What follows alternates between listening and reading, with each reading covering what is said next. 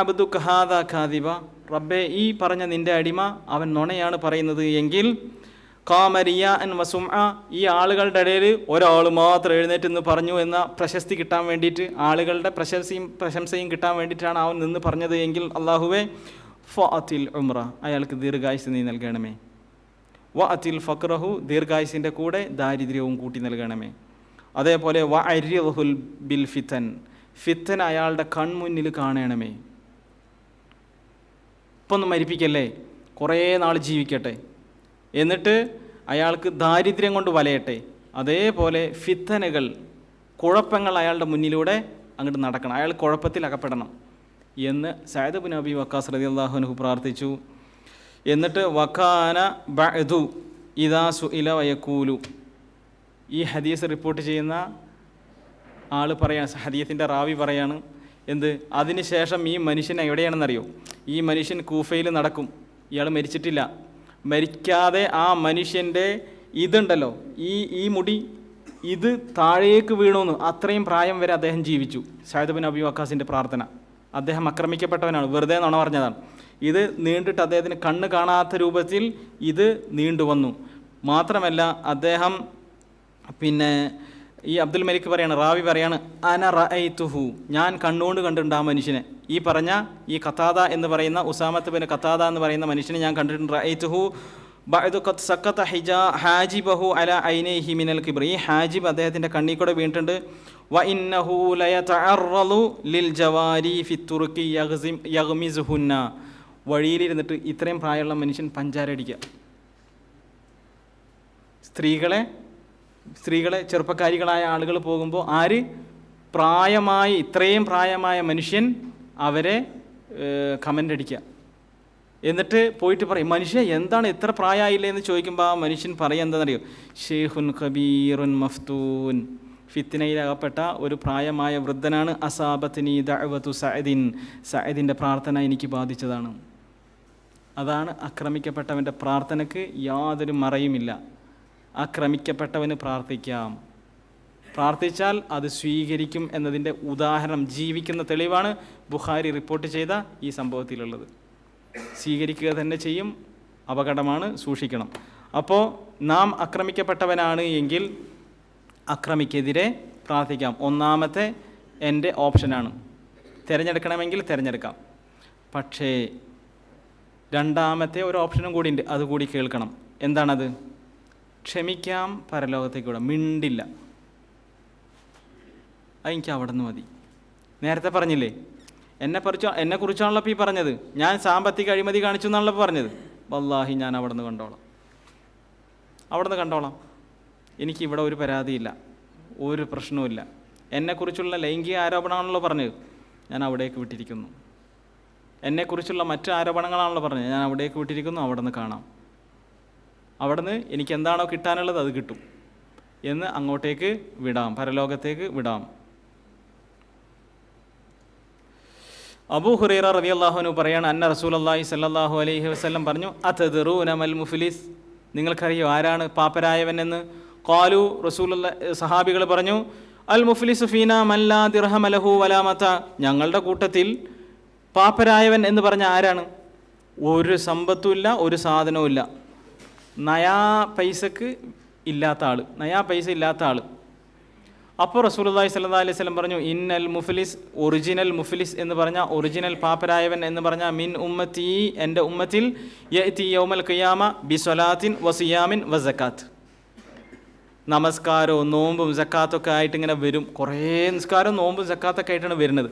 എന്നിട്ടോ വയത്തി, അപ്പം കാണാൻ വേറൊരാൾ വരുന്നത്, ഖദ് ശതമഹാദാ, ചീത്ത പറഞ്ഞിട്ടുണ്ട് റബ്ബേ എന്നെ എന്ന് പറഞ്ഞിട്ടൊരാൾ വരും, ചീത്ത പറഞ്ഞു എന്ന്. വ അക്കലമാല വ കെദഫഹാദ, വേറെ ആൾ പറയും എന്നെ ആരോപിച്ചിട്ടുണ്ട്, ആരോപണം, എൻ്റെ മേൽ ആരോപണം ഉന്നയിച്ചിട്ടുണ്ട്, സാമ്പത്തികമാണോ വേറെ പല ആരോപണങ്ങൾ എന്നെ ഉന്നയിച്ചിട്ടുണ്ട് എന്നിട്ട് ഒരാൾ വരും. വ അക്കലമാലഹാദ, ഇന്ന ആളുടെ സമ്പത്ത് അന്യായമായി തിന്നിട്ടുണ്ട് എന്നിട്ട് ഒരാൾ വരും. വ സഫക്കത്ത മഹാദ, വേറെ ആളെ എന്ത് ചെയ്തിട്ടുണ്ട്, രക്തം ചിന്തിയിട്ടുണ്ട് എന്ന് പറയും. വ ദറബഹാദ, എന്നെ അടിച്ചിട്ടുണ്ട് എന്ന് പറഞ്ഞിട്ടൊരാൾ വരും. അപ്പോൾ എന്ത് ചെയ്യും? ഫയുതാം ഹാദാ മിൻ ഹസനാത്തിഹി, ഈ മനുഷ്യൻ്റെ ഹസനാത്തുകൾ ഓരോരുത്തർക്കായിട്ട് എടുത്തു കൊടുക്കും. ബി കദരി മദ്ലമത്തിഹി, നമ്മൾ നേരത്തെ പറഞ്ഞ പോലെ അക്രമത്തിൻ്റെ തോതനുസരിച്ചുകൊണ്ട്.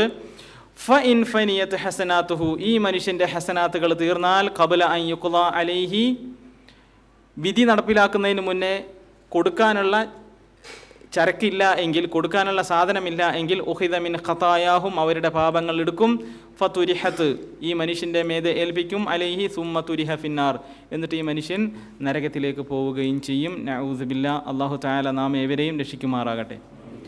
ആക്രമിക്കപ്പെട്ടവനാണ് ഞാനെങ്കിൽ എനിക്കിങ്ങനെ ഒരു ചാൻസ് ഉണ്ട്.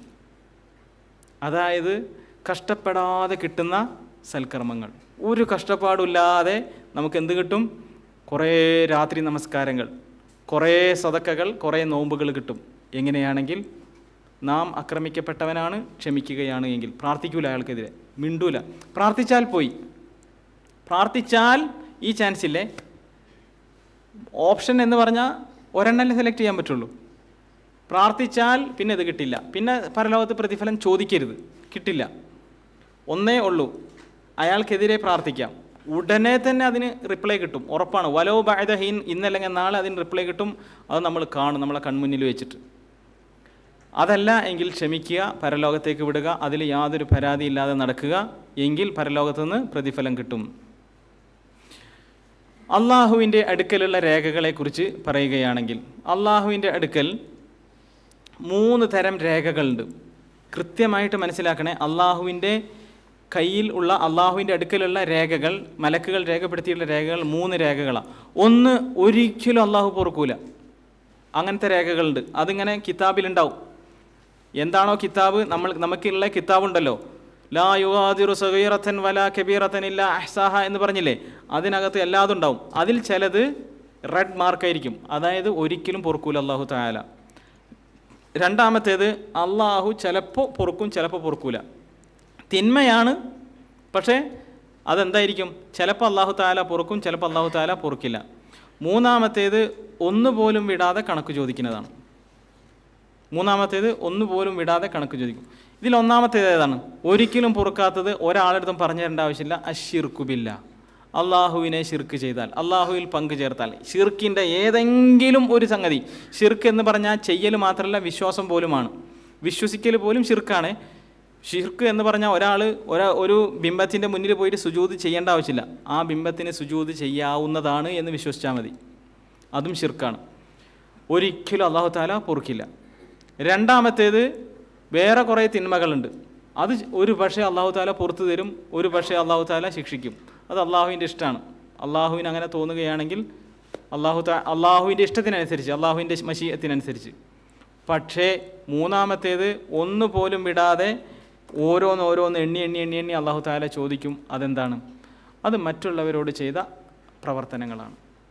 അത് അവിടെ നിന്ന് കണക്ക് പറയണം. അയാൾ പറയാണ്, റബ്ബേ കുഴപ്പമില്ല റബ്ബേ, അയാളെ വിട്ടുകൊടുത്തേക്കെന്ന് പറഞ്ഞാൽ രക്ഷപ്പെട്ടു. പറഞ്ഞിട്ടില്ല എങ്കിൽ തിരിച്ചു കൊടുക്കണം. അന്നാണെങ്കിലും മനുഷ്യന്മാർ മുഴുവൻ ഇത് കിട്ടാൻ വേണ്ടിയിട്ട് നെട്ടോട്ടോടാണ്. പിന്നെ ആരെങ്കിലും വേണ്ടാന്ന് പറയോ?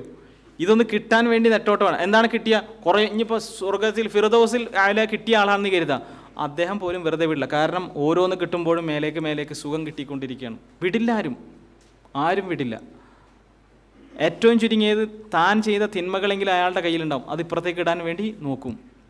അതിനാൽ ഇത് വളരെ ഗൗരവമാണ് എന്ന് തിരിച്ചറിയാം. അപ്പോൾ ഈ 3 അള്ളാഹുവിൻ്റെ അടുക്കലുള്ള ഇത്. അതിനാൽ തന്നെ അലി റളിയല്ലാഹു അൻഹു പറയുകയാണ്, യൗമുൽ മസ്ലൂമി അലൽ ളാലിം അശദ്ദു മിൻ യൗമിൽ ളാലിമി അലൽ മദ്ലൂം. വല്ലാത്ത വാക്കാണത്. അതായത് അക്രമിയുടെ ഒരു ദിവസം ഉണ്ടല്ലോ, ആക്രമിക്കപ്പെട്ടവൻ്റെ മീതെ ഉള്ള ഒരു ദിവസം എന്നാണ്. ഈ ദുനിയാവിൽ വെച്ചിട്ട് എന്നെ അങ്ങോട്ട് ഇല്ലാത്തതൊക്കെ കാണിക്കുക, എന്നെ ഉപദ്രവിക്കുക, എന്നെ പറ്റിക്കുക. എന്നെ പറഞ്ഞു പറ്റിക്കാൻ പറ്റുമെന്ന് കരുതും എല്ലാവർക്കും. എന്തൊക്കെ പറഞ്ഞിട്ട് എന്നെ പറ്റിക്കാൻ പറ്റും. അങ്ങനെ എന്നെ പറഞ്ഞു പറ്റിച്ച് എൻ്റെ കയ്യിലുള്ള പണമൊക്കെ തട്ടിയെടുക്കാൻ പറ്റും. അങ്ങനെ അത് അവൻ്റെ ദിവസമാണല്ലോ. ആ ദിവസം ഉണ്ടല്ലോ, അത് വളരെ നിസ്സാരമാണ്. എനിക്ക് അവൻ്റെ മേൽ കിട്ടുന്നൊരു ദിവസമുണ്ട്. അതെന്താണ്? പരലോകത്ത്. ആക്രമിക്കപ്പെട്ടവന് അക്രമിയുടെ മീതെ ഒരു ദിവസം കിട്ടും. അത് ഇതിനേക്കാൾ ശക്തമാണ്, അതിഗൗരവമാണ് എന്നർത്ഥം. ഇതാണ് യൗമ യഅ്ദു ളാലിമു അലാ യദൈഹി വയഖൂലു യാ ലൈതനി ഇത്തഖദ്തു മഅർ റസൂലി സബീല എന്നുള്ളത്. ഇതാണ് 2 ഓപ്ഷനുകൾ. എന്നാൽ ഒരു ഓപ്ഷന് കൂടിയുണ്ട്. അതെന്താണ് വേറൊരു ഓപ്ഷൻ? പ്രാർത്ഥിക്കാം, പ്രാർത്ഥിച്ചില്ലെങ്കിൽ ക്ഷമിക്കാം, എന്നിട്ട് പരലോകത്തേക്ക് വിടാം. മൂന്നാമതൊരു ഓപ്ഷൻ ഉണ്ടോ? മൂന്നാമതും കൂടിയുണ്ട് ഒരു ഓപ്ഷൻ. വിട്ടുവീഴ്ച ചെയ്തു കൊടുക്കുക. എനിക്ക് വേണ്ട, ഞാൻ അയാൾക്കെതിരെ പ്രാർത്ഥിക്കുന്നില്ല, എനിക്ക് പരലോകത്തുനിന്ന് അയാളുടെ പ്രതിഫലം വേണ്ട. അത് അക്രമമാണ്, അനീതിയാണ്. ഇതെന്ത് വാക്കാണ്? കാരണം എന്നെ ആക്രമിക്കുക, എന്നിട്ട് ഞാൻ അയാൾക്ക് വിട്ടുവീഴ്ച നൽകി. സത്യത്തിൽ ഹൃദയത്തിന് ശാന്തി നൽകുന്ന ഒരു കാര്യമാണ് ഇപ്പോൾ ഈ പറഞ്ഞത്. ശാന്തിയാണ്. നമ്മൾ അക്രമിക്കെതിരെ പ്രാർത്ഥിച്ചു എന്ന് കരുതുക, എന്തായിരിക്കും നമ്മുടെ അവസ്ഥ? എന്നാണത് വരുന്നതെന്ന് കാത്തു നിൽക്കായിരിക്കും. അയാളെ കാണുന്ന നിമിഷം മുഴുവൻ നമ്മുടെ ഹൃദയം കത്തുകയായിരിക്കും, അല്ലേ? അഗ്നിയായിരിക്കും നമ്മുടെ ഹൃദയത്തിൽ. പിന്നെ ക്ഷമിച്ചിട്ട് പരലോകത്തൊക്കെ വിട്ടു കഴിഞ്ഞാലും പരലോകത്തുനിന്ന് കാണാടാന്ന് എന്തെങ്കിലും തോന്നില്ലേ ഹൃദയത്തിൽ? പരലോകത്തുനിന്ന് കാണാം എന്ന ക്ഷമിച്ചാലോ, വിട്ടുകൊടുത്താലോ? വിട്ടുവീഴ്ച. എനിക്ക് വേണ്ട എൻ്റെ ഈ സഹോദരൻ്റെ സൽക്കർമ്മങ്ങളൊന്നും, ഞാൻ ചെയ്ത തിന്മകളൊന്നും ആ സഹോദരനക്ക് കൊടുക്കുകയും വേണ്ട എന്ന് ഞാൻ വിട്ടുകൊടുത്തു. അദ്ദേഹം എന്നെ പറഞ്ഞിട്ടുമില്ല, ഞാനൊട്ട് കേട്ടിട്ടുമില്ല. അദ്ദേഹം എന്നിൽ നിന്ന് പൈസ തട്ടിപ്പറിച്ചിട്ടുമില്ല, ഞാനൊട്ട് പൈസ കൊടുത്തിട്ടുമില്ല. എനിക്ക് വേണ്ട. അതൊരു സുഖമാണ്. അതനുഭവിച്ചവനെ സുഖം എന്താണെന്ന് തിരിച്ചറിയും. ഇനിയിപ്പോൾ ഇത് വെറുതെ ആണെന്ന് കരുതിയോ ഈ സുഖം? ഇത് വെറുതെ പറയുന്നതാണോ? ഇങ്ങനെ വിട്ടുവീഴ്ച നൽകൽ വെറുതെ ആണോ? അല്ല. വജസാഉ സയ്യിഅത്തിൻ സയ്യിഅത്തും മിസ്ലുഹാ. തിന്മക്ക് ഉള്ള പ്രതിഫലം അതേപോലെയുള്ളൊരു തിന്മയാണ്. എന്നാൽ ഫമൻ അഫ, ആരെങ്കിലും വിട്ടുവീഴ്ച നൽകിയെന്ന് കരുതാ, വേണ്ട, എനിക്ക് വേണ്ട, അത് വിട്ടുവീഴ്ച നൽകി. വ അസ്ലഹ, എന്നിട്ട് നന്നായാൽ ഫ അജ്റുഹു അലല്ലാഹ്, അവൻ്റെ പ്രതിഫലം ആരുടെ കയ്യിലാണ്? അള്ളാൻ്റെ കയ്യിലാണ്. അള്ളാഹ് കൊടുക്കും. അത് എത്രയെന്ന് പറയില്ല എന്നർത്ഥം. എന്താ നൽകുക എന്ന് പറയില്ല. അതൊരു പ്രതിഫലമാണ്. മറ്റേതാണെങ്കിലോ ബി ഖദരി മസ്ലമതിഹി, അയാൾ എന്നെ ആക്രമിച്ചില്ലേ, അതിൻ്റെ തോതനുസരിച്ചേ കിട്ടൂ. ഒരു പക്ഷേ ഒരു നമസ്കാരേ കിട്ടൂ, ഒരു നോമ്പേ കിട്ടൂ, അല്ലെങ്കിൽ ഒരു ഹജ്ജേ കിട്ടൂ. ഇതാണെങ്കിലോ അപ്പോൾ വളരെയധികം ശാന്തിയും സമാധാനവും ലഭിക്കുന്നതാണ് വിട്ടുകൊടുക്കുക എന്നുള്ളത്, മറ്റുള്ളവർക്ക് വിട്ടുകൊടുക്കുക എന്നുള്ളത്.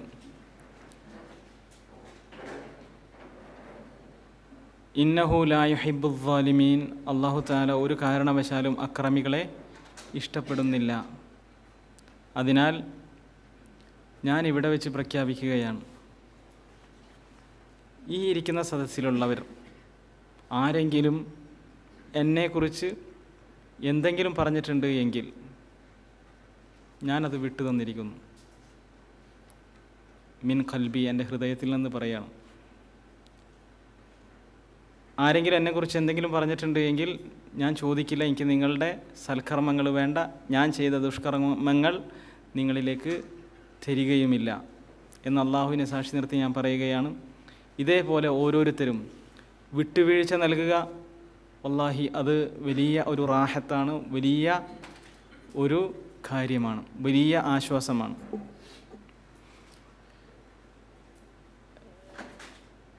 അബൂബക്കർ സിദ്ദീഖ് റളിയല്ലാഹു അൻഹു റസൂലുള്ളാഹി സ്വല്ലല്ലാഹു അലൈഹി വസല്ലമയുടെ വളരെയധികം ഇഷ്ടപ്പെട്ട ജനങ്ങളുടെ കൂട്ടത്തിൽ റസൂലെ അങ്ങേക്ക് ആരെയാണ് ഇഷ്ടം എന്ന് ചോദിച്ചപ്പോൾ ആയിഷാനെയാണെന്ന് പറഞ്ഞു റളിയല്ലാഹു അൻഹ. എല്ലാ ആണുങ്ങളിൽ അബൂഹ, അവരുടെ ഉപ്പയാണ് എന്ന് പറഞ്ഞു. അതായത് അബൂബക്കർ സിദ്ദീഖ് റളിയല്ലാഹു അൻഹു.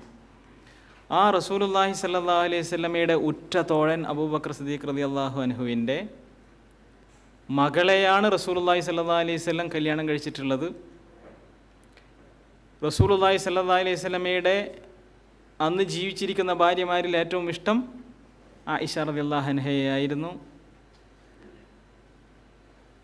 ആ ആയിഷ റളിയല്ലാഹു അൻഹയെക്കുറിച്ച്